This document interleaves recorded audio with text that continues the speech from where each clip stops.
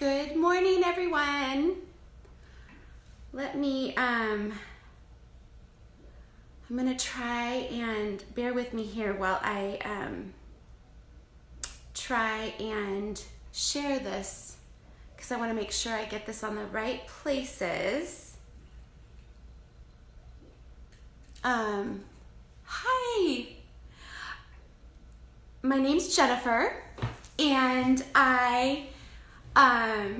if you don't know me, I live in Northern California. I've got 4 children, and I'm going to share something I've never done on a live before, and that's my adoption story, the adoption of my daughter, Sofia, and I'm going to give you kind of a background on that. I just am trying to see what I'm doing here. Hold on. Okay. Thank you for bearing with me. Okay. If you're catching this on the replay, #replay, and I'm definitely going to be sharing some fun things. Let me see, share in a group about Soph in honor of October, which is October is Down Syndrome Awareness Month, and so I figured now would be a great time to share this story and offer you a chance to ask questions and learn more about the adoption process of a child with special needs as best as I can share. And okay, I'm almost done, guys. I'm just sharing this to Sofia's page for all her fans to understand her story. One more thing, here we go, and then we'll get started.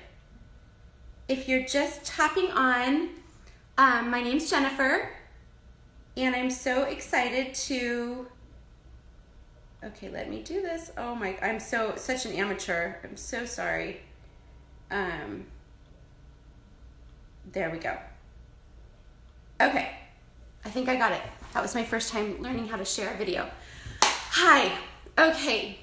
October is National Down Syndrome Awareness Month, and I want to share with you my story because I hope that it will plant a seed for anyone who's ever thought about adoption or maybe never thought about adoption, because as you will hear in my story, I actually never imagined myself to be a mama who would adopt a baby. This was not in the plan. So let me go get started, and I'm going to put my makeup on while I do this because it's an emotional story. It's kind of raw. I always get super emotional when I talk about this stuff, so I figure if I'm doing something with myself, it'll kind of help distract me a little bit. So if you're wondering what the heck I'm doing, I'm just putting my makeup on, and if you have questions about makeup, you can ask me about that in the comment section, but mostly I'm going to be just chatting to you about Sofia and how we came to have her in our family. So I'm going to go ahead and get started. And oh yes, so please, as you're watching, share, like, comment. I am actually going to be giving away this beautiful made by Mary necklace that they gave to me to do a giveaway. And I thought it was so perfect because I don't know if you can see, but there's a rainbow on this. It's a gold necklace. It's a little charm necklace with a rainbow on it. And I'd love to give this away to randomly to a commenter or someone who shares our story so that we can spread the word about Reese's Rainbow and adoption of children with special needs and get the word out and save more babies. So I'll be giving this away after I'm all done. I will randomly, and I'll message you guys and get your mailing address and stuff like that. So, okay, so let's fast forward. Well, let's back up, not fast forward.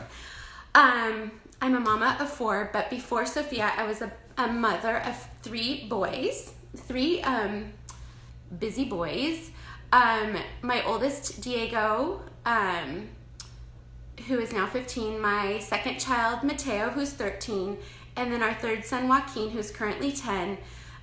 When he was born, and I would love to share his story sometime too, and I think I might do that later this month because Joaquin was born with Down syndrome. All 3 boys are biological. He was born with Down syndrome, and that was a a surprise for us. And I would love to share that story because it's pretty special in and of itself and pretty magical. So I think in honor of this month, I will probably come back on here and share his story next, maybe later in the month. Okay, so Joaquin's born.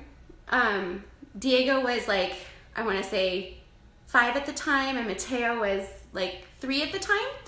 And it was a surprise. We did not know that he was going to have Down syndrome. And so when we found out, and again, that's a fun story in and of itself, but when we found out, I basically went to work on trying to learn everything that I could about Down syndrome so that I could raise him the best that I could. And in that pursuit of learning more about Down syndrome, I learned very quickly that there was basically a wait list for babies born with Down syndrome in the United States. And I thought that was such an interesting fact, that there are parents waiting to adopt a child with Down syndrome in the United States. And I just thought how wonderful that was. But after I learned that fact, I quickly learned, hi Jacob, hi Marla. After I learned that, I quickly discovered and had been seeing posts about the fact that there was actually a crisis, basically a huge need for children born with Down syndrome and other disabilities in other countries in the world, that they're overflowing in orphanages. And we quickly heard about the organization Reese's Rainbow. And, you know, again, I'm just trying to learn all I can about Down syndrome. And, you know, I'm building friendships with people, and I'm learning about, you know, the causes that were out there, all the nonprofits. And I was really drawn to this one, Reese's Rainbow. And it was, it's a nonprofit, and it's an adoption ministry where they try to raise money to help fund and place children with disabilities, specifically Down syndrome, I think is their main focus, finding families and getting them home and out of the orphanages. So, you know, that was great. I mean, it was great that I learned about it. I was definitely would peruse the website, and I was, you know, very drawn to the hundreds of photos of children that were listed on this website. So, but kind of, you know, got busy still raising my son and all of that. So, and all my children. Sorry, I'm getting a little bit distracted by this, but so Joaquin was about, I want to say 18 months or maybe 22 months old when my grandmother passed away. My grandma Esther. And it was in December that she passed away. And I decided that I wanted to do something in her honor, and decided that I'd like to donate some money to an organization in her honor. And I thought of Reese's Rainbow. And I thought, why don't we go, me and the children, the boys, get on the website and look for a child and donate some money in honor of Grandma. And so we got on the website one night. It was in December. And we start looking through all the different photos. And we come across, I basically tell Diego Mateo, because Joaquin was just a little guy. We're looking through the website, and I'm like, let's pick a baby to donate money. And we're going to do this for Grandma. And we've got this amount of money we want to donate, and let's do it. So we go searching on the website, and we quickly come across this adorable picture of a little baby named Sofia. And I'm going to show you her picture. This is the picture of her that we saw. So I saw this picture, and both boys were like, Mama, that's the one, that's the one. And I'm like, she is pretty darn cute. And all it said under her picture was her date of birth, which was February, it said February 2008. and 8. And it was like, oh my gosh, that's the same year and month that Joaquin was born. So it just really hit us. And both the boys were like, she's so cute, she's so cute. And we were like absolutely drawn to how cute she was. So we're like, this is the one. So we press donate on the little button and we fill out the form and we turn it in and that's it. And I'm like, great, we did this for, and I'm like telling the boys, this is how we support little baby. Hopefully she'll find a home. Well, about a week, maybe 2 weeks later, we get a package in the mail from Reese's Rainbow. And little did I know that because it was December, we received an ornament. And the ornament had the picture of Sofia on the ornament as a thank you to us for donating to her page. So we open up this ornament and it's like, we still have this ornament. It's the same picture that I just showed you, this sweet little picture of her on the ornament, and we put it on our Christmas tree because of course it's Christmas time. And okay, seed was planted. I do have to tell you that that moment was kind of etched in my mind because I put it on the tree, and it was at that moment that I thought, my goodness, here's this baby in our home on our tree, like staring at us every day. And kind of just let that go the moment a seed was planted. I didn't quite know what that was yet. But in the meantime, I was watching and getting involved with other people's stories of adoption, other families that I knew of online that were adopting babies. And I was, getting drawn into this idea of like, wow, people are actually, saving these children. And started asking questions of some of these friends because I was just curious how it was going and what was happening. And so for Christmas that year, we actually went to Mexico. Hector, my husband, is from Mexico City, and we spent Christmas in Mexico that year. And we were going to spend New Year's in, spending New Year's in Playa del Carmen. And we went to the beach with the boys for New Year's, and I kept having these thoughts of Sofia.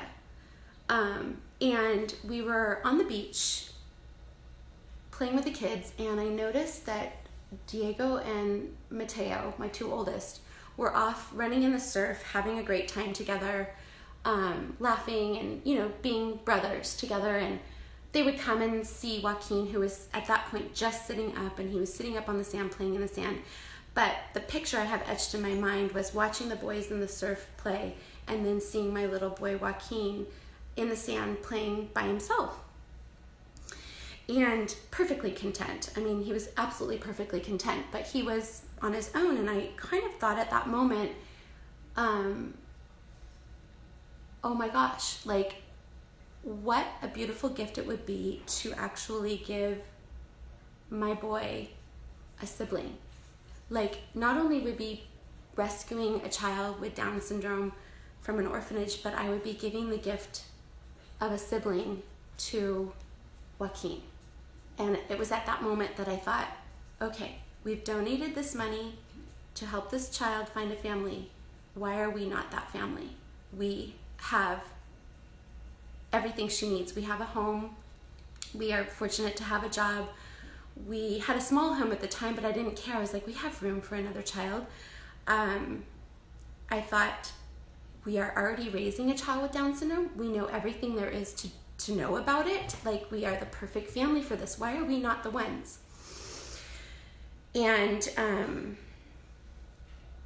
I think my mom just came over. I'm like, somebody is in my house walking around. So I knew at that moment she needed to be with our family, not only for saving this baby girl, but for giving the gift of a sibling to Joaquin. So then the scary part happened, and that was, how do I talk to my husband about this? At this point, he just knows that we donated some money. I really don't even think he knew the extent of it. Like, he was just, working, and I'm doing all this stuff at home, raising my kids and doing our little thing. And I think I showed him the ornament and told him how cute she was and all that, but it wasn't really like something I was talking about really openly with him. So it was on that beach that I was like, I'm going to talk to him about this. And I brought it up, and bless his heart if he's watching, his first reaction was like, what are you talking about? You gotta be kidding me. I don't need much blush right now because I'm really flushed right now from telling the story, but he's like, what are you talking about? If you want another baby, we can just have another baby. I mean, his original reaction was just, Jennifer, if you want a baby. Oh, and by the way, you know, I had 3 boys, had always wanted a girl, and I'm thinking, here's my girl. And he's like, if you want another baby, we can have another baby. Like, you know, let's just have another baby. He's like, what are you talking about? We don't know anything about this child. And I was, you know, explained to him, it's not that, it's this child that we need to get. And this is the reasons why. And he was just not on board. He was like, this is kind of crazy.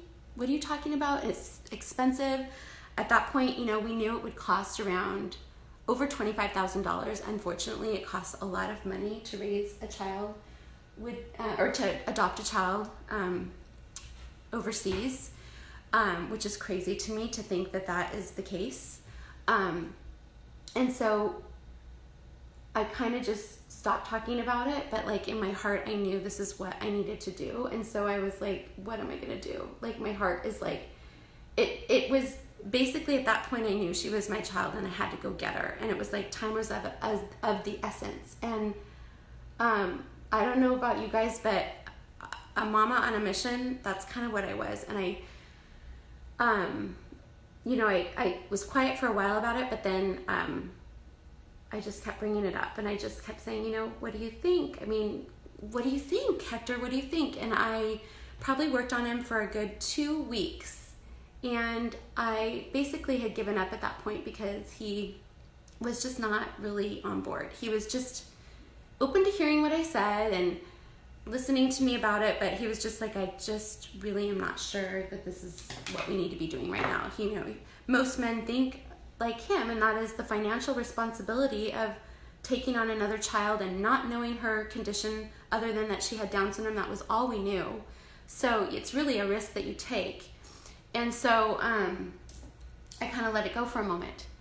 And I was like, I can't push any longer or I'm really going to upset him. So I let it go, and sure enough, like a week later, he came to me, and bless his heart, I always say there's 2 heroes in this story.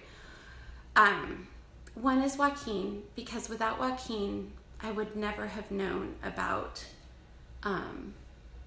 the fact that I just would not have known. It would not have touched my radar to be touched this way about, you know, the orphan crisis overseas. So number 1, he's the hero, but number 2, Hector is the hero, number 2, because a week later, or whatever time frame it was, he came to me and he said, you know what, I've been thinking, I know your heart's set on this, I know that you feel like this is something you need to do. He said, I'm scared to death of it. I'm not sure that this is the right thing to do. I'm not sure this is what we're supposed to do, but I don't want 20 years from now to have you say, we should have, could have, would have. And so he said, I'm going to take this leap of faith with you, and I'm going to do this for you. And I'm getting emotional thinking about it because it took a lot for him to do that. And so the moment he said yes, I went into full action mode, and I began the process to adopt her. And I think I contacted Reese's Rainbow, told them that we wanted to pledge that we wanted to be her family. I forget what it was called. And we started the process, and that was like mid-January. And I want to say we were like a family on a mission, and we had that baby adoption process done in like record time. I think we had all the paperwork done by April. And that was quick because it's a lot of work to get all the paperwork. I know I'm emotional too, Michelle. This is why I'm doing my makeup so I don't get too emotional. I have to stay focused, right? Okay, so the adoption process was not easy. I call it the paper pregnancy. We had so much paperwork to get. And it was not easy because Hector and I were married in Mexico. He's from Mexico, born and raised in Mexico City, so we had the whole international thing to deal with. We had to like give our life history. We had to have a certain amount of income. We had to have a certain house size. We had to do the whole, home study with the adoption. But then for you, so the country she was from Ukraine, and Ukraine requires, drug testing and all sorts of, things that are important. I think if you're going to adopt, I didn't disagree with all that they asked us to do, but it was so extensive, and we, time was so crucial for us because the longer that we took, the longer we knew she was sitting in that orphanage, not knowing that we were coming for her. And halfway through the adoption process, we discovered that they had made an error in the year of birth. And so instead of her birth year being the same as Joaquin, because we thought, oh my gosh, they'd be twins, we're gonna raise twins. Isn't this great? They both have a February birthday. We didn't know the actual day of her birthday, just the month and the year. And they said we made an error. It's actually, she was born in 2009.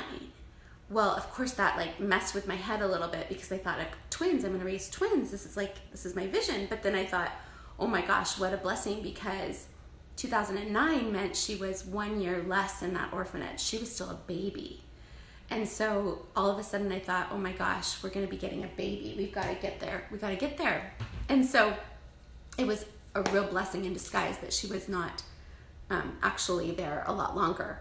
So we did the paperwork, and my wonderful town of Sacramento wrapped their arms around our family and posted news stories. They did articles in papers. We were featured on the cover of the local parenting magazine, which I had been a part of before in sharing Joaquin's birth story. They did a second story on our family saying, look, this family wants to add to their family and adopt this child. So we were fundraising so successfully. Like, everyone supported us so much emotionally and financially. And we had a big crab feed and raised, I think in one night, like close to $17,000. So we quickly raised all the money from sharing our story and just getting the support of Sacramento and our friends and family, not only in town, but around the country. And we were ready to go get her, right? So this is the crazy part. So we get our appointment time. It's basically you get an appointment time at the embassy, or I don't know. I don't remember the technical terms because it's been so long, but we get our appointment date, and we quickly book our flights and make arrangements for the kids because we weren't going to bring the boys with us because we thought we don't know how long we're going to be there. I was still nursing Joaquin at the time, so my mom agreed to take the boys, and I had to wean Joaquin when we took off for this trip. But the flight was set to arrive. We had a big going away party and getting ready and packing, and right the day before we were leaving, I don't know if you remember, but the Icelandic volcano erupted. Do you remember when Iceland's volcano erupted? And it shut down all flights to Europe. Like 100% of flights were shut down because basically the smoke from the volcano was basically covering all of Europe, and there was no way to fly safely into Europe. So our flight was canceled, and we freaked out because if you miss your appointment, there's no guarantee of when you'll get that appointment again. And so easily she could have gotten lost in the shuffle. So we were in a mad panic, and we started making phone calls everywhere, and we had the news at our house like covering the story, saying, oh my gosh, they can't go, what are we gonna do? I thought, that's it. I'm like, this is it, what's going on? I mean, I was a mess. All of us were a mess. All our plans, I mean, the suitcases were packed like by the door. And I literally called every single airline all night long. And I think it was like at 3 or 4 in the morning, I got a hold of an Italian airline company that said that they were going to reroute and go south of Europe instead of up across, you know, the UK and all that. So basically they were going to detour and take a different route and go through Germany to get to Ukraine. And they happened to have 2 seats on that airplane. 2. And I was like, give them to me. And they did.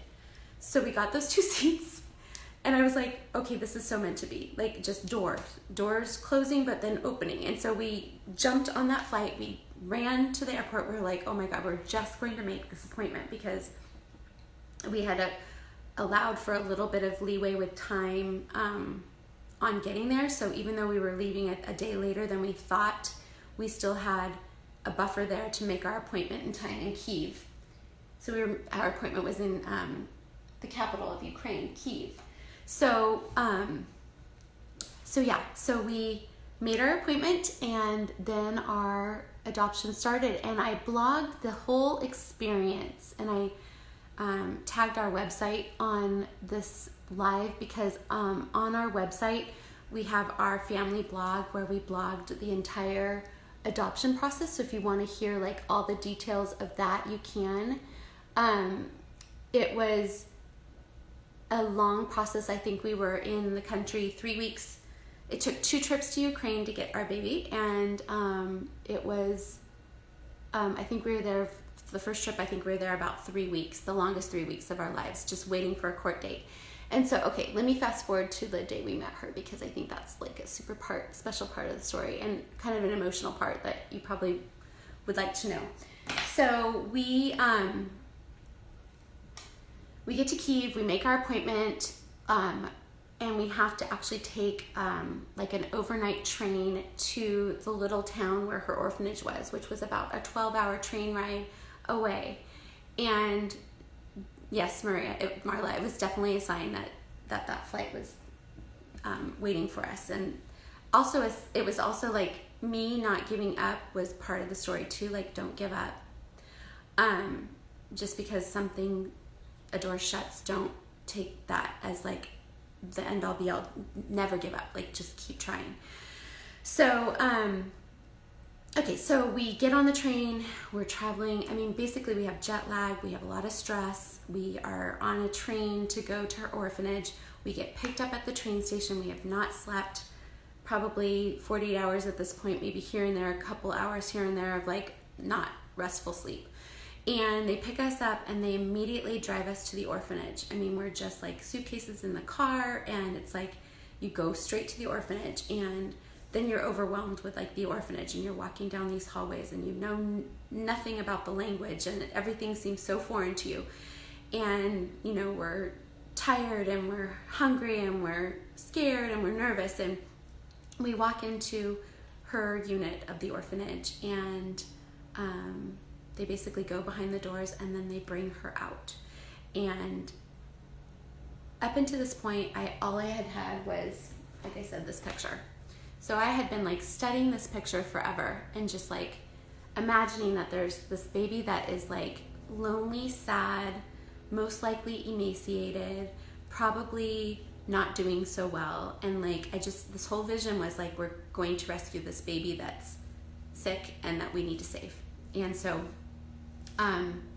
you know, my heart was all set on this kind of picture in my mind. And out comes this baby dressed in brown velour. They tried to dress her up in a little outfit, at least. Layers upon layers.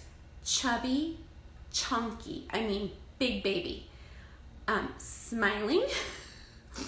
And like, not at all what I expected. I was like, what? she looked happy, and she was not emaciated, and she was, her head had been shaved, so they keep their head shaved, so her head was like, her hair was super, super short. She had really red cheeks. We later learned that she had an allergy to whatever they were feeding her, like really red, kind of chapped cheeks. But she was nothing what I expected. She was like this, she actually looked like, you know, besides the fact that she had been neglected in terms of like development, her spirit was intact. Do you know what I mean?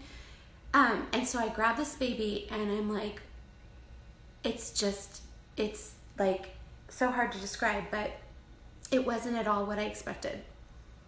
And it threw my head in a different frame of mind. And I was like, oh my gosh, she's not, is she like, she's okay. And so it was weird. It was just a weird moment, and it was kind of like going through the motions. I held her. She couldn't really hold her head up, so she didn't know how to be held. It was obvious she had never been held, and so she kind of like felt awkward in my arms, not like my babies that I gave birth to that melt into me. So she kind of felt awkward. She didn't quite know what to do with herself. She was a little bit arched away, you know, obviously, you know, here are these people that she doesn't know. And I say this because it wasn't like a storybook moment. That moment was not what I imagined it would be. I thought it would be, you know, I had love at first sight on her picture. I thought I would instantly feel like she was my daughter the moment they gave her to me, and it wasn't that way. And I say that because that's not what I wanted. Of course I wanted to feel instant, like this is my baby and oh my God, she's mine. It wasn't that way. And I say this because I want people knowing that when they do adopt or foster or do any of these things where you're opening your heart to a child that's, you know, not yours, that it's okay, and that it will take time to build a bond. And some people do have that storybook moment the moment they hold their baby. But for me, it wasn't that way. And I wasn't prepared for that. No one told me that might happen. So I got really scared. And I remember, you know, going through the motions, and basically they put the baby in your arms, and within like 2 minutes they say, do you want this baby? And of course we're gonna say yes. So we say yes, and then they whisk her away, and then we start like this whole paperwork process. I mean, literally we got like 10 minutes with her, and then they whisk her away. And we go into this office where they're gonna go through her medical charts and everything. And I'm just like, I am literally in a fog and a daze. I'm like, what is going on right now? And I'm tired. And Hector's just going through the motions with me. And we get to our flat that night, and I lost it. I was like, oh my God, what are we doing? What are we doing? Like, I don't know what I'm doing right now. Like, is this what we're supposed to be doing? I seriously thought we had made a mistake, because I was like, how am I ever going to feel the way I feel about my biological children with this child? Like, it's not what I thought. I don't feel it. I don't feel like she's my daughter. I feel like I'm just like visiting a child, and they asked me if I want her, and it was so weird. And it was at that moment that my husband, who had doubted this all along, was my rock. And he said, Jennifer, this is absolutely what we're supposed to be doing.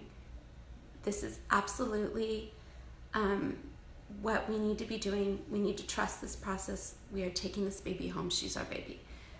It's going to happen. And so it was so scary. But he was so sure that we were doing the right thing. And we were. It's just I had my moment of doubt. And I hadn't had one moment of doubt up until that moment. So thank God for that, right? So anyway, we spent the next 3 weeks. I put my big girl panties on, and I said, okay, we're gonna do this. And we got to work and started visiting her 2 times a day for an hour. We were allowed. We did that for almost 3 weeks. And in those 3 weeks, I did everything I could to bond with her. I dressed her in the clothing that I brought, because I just felt like I needed to see my baby. I needed to see the chubby on her legs. I needed to see her toes. She was wrapped in 1,000 layers. in Ukraine, they wrap these babies in 1,000 layers. And I couldn't get to like her skin. I needed to see her body and just see her little self. And I was like, is she even a girl? I don't even know, right? Like, who, for all I know, who knows? So, you know, I had to change a diaper. I asked to feed her. We asked to take her on walks. We took her on her first walk outside ever. She'd never been outside. She'd never received a bath. It was always sponge baths, which I was just so anxious to get the smell of the orphanage off of her, but I couldn't because she's still living there. So, you know, she smelled of cabbage, and she didn't smell like, you know, babies are supposed to smell. That was hard because as a mother, you're wanting to bond with touch, smell, sense. All those senses need to be in place to bond. And so I did everything I could. We started working on physical therapy with her. We, you know, sang to her, read to her, talked to her, played with her.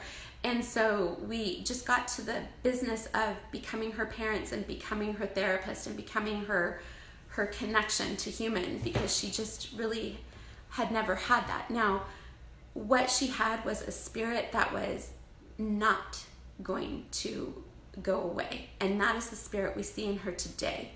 And I think that she had a way with her personality even at birth, right? So her parents gave her up in the hospital when they gave birth to her.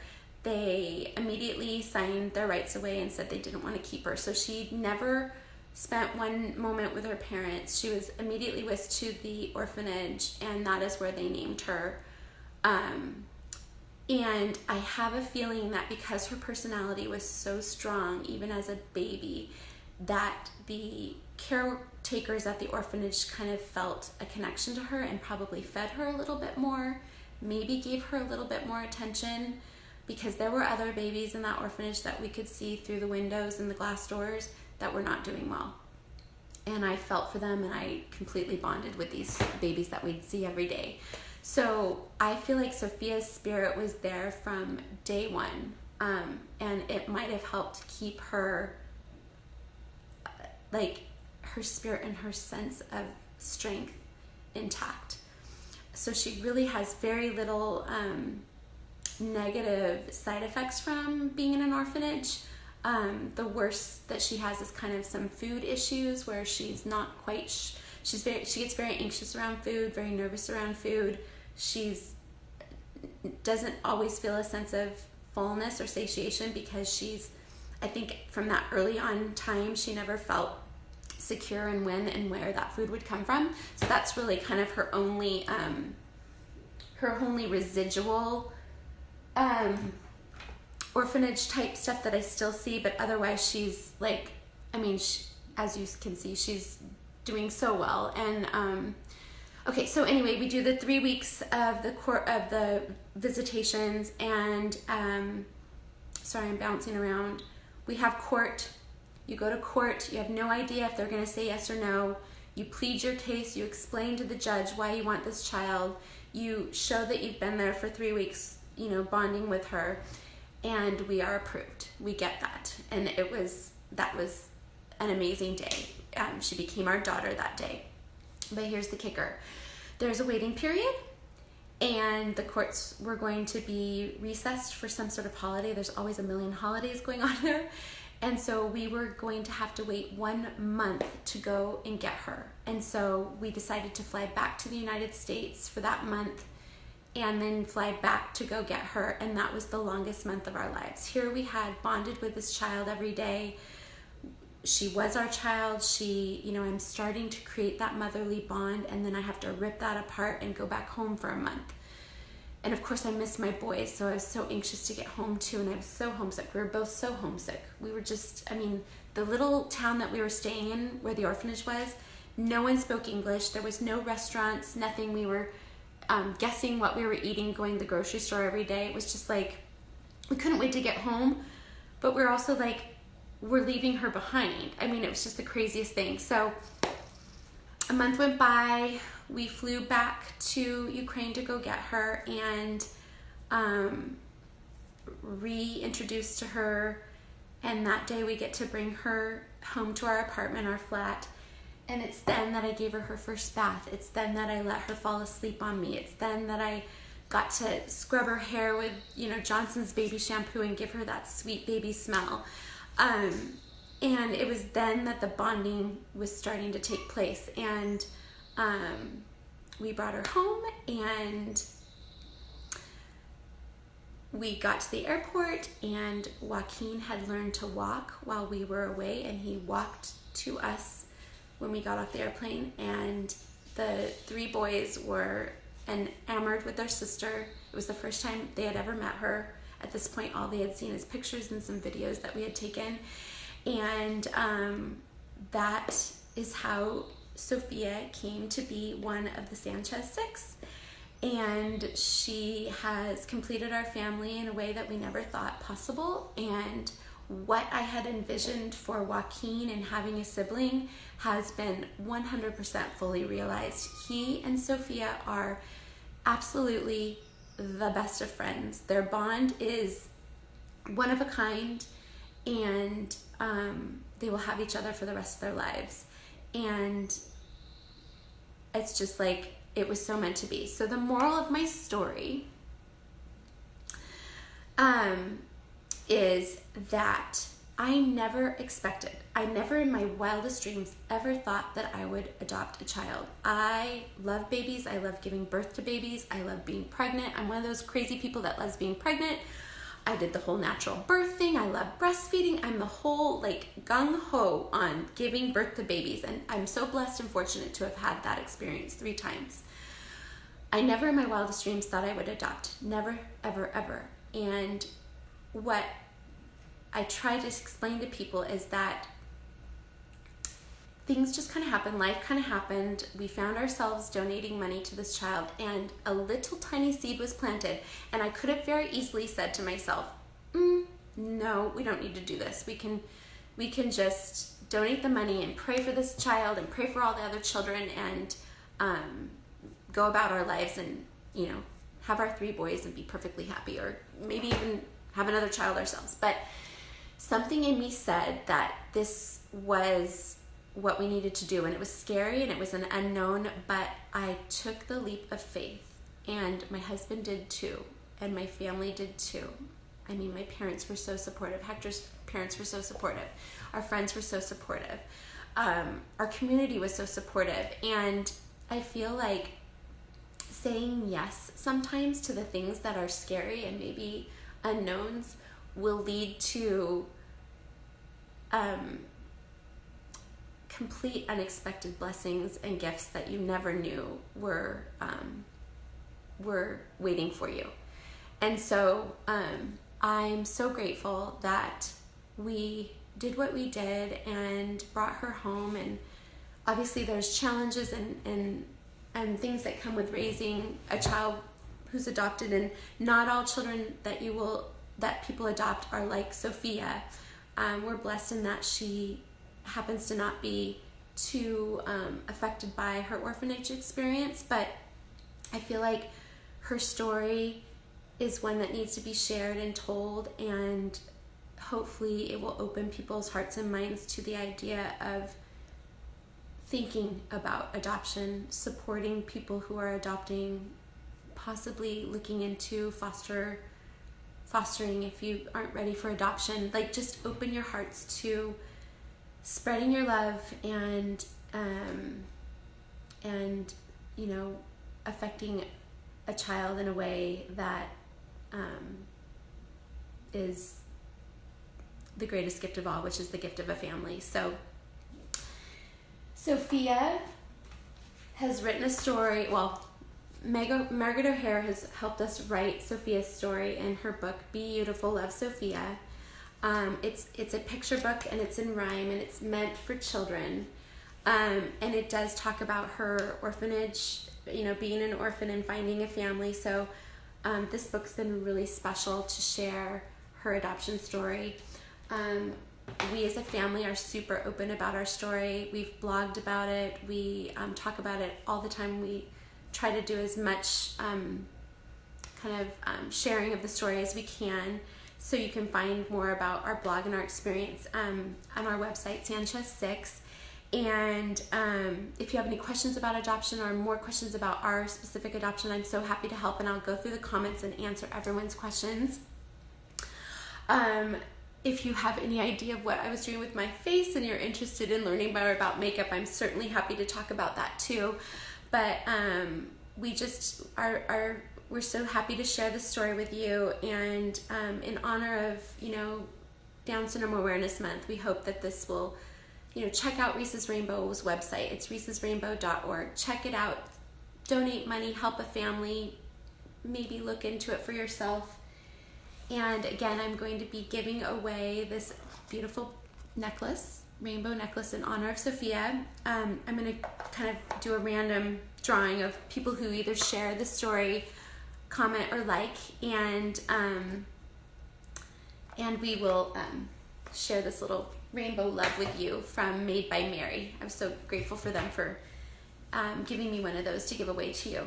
And I hope you have a wonderful day. Thank you so much for watching and listening to my story, Sofia's story. It's a special one. She's definitely a special human being, and we are so grateful to have her in our lives. And yeah, spread the love. Thank you so much. Have a great day.